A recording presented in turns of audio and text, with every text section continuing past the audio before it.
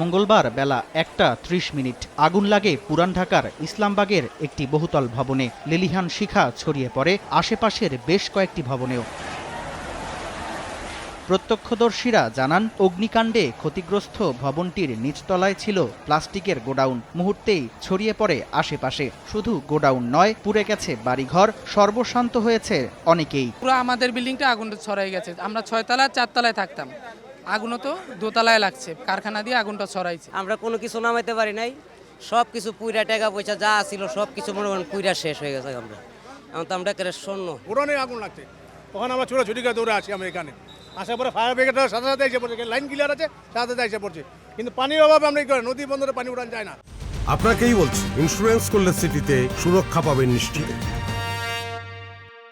খবর পেয়ে আগুন নেভাতে একে একে যোগ দেয় ফায়ার সার্ভিসের 11 ইউনিট। তাদের আপ্রাণ চেষ্টায় বিকেল 4টায় আগুন নিয়ন্ত্রণে আসে। বিভিন্ন চ্যালেঞ্জ এবং প্রতিকূলতা মোকাবেলা করে জীবনের ঝুঁকি নিয়ে আমাদের লোকজন কিন্তু আগুনটা আমরা নিয়ন্ত্রণে নিয়ে আসি।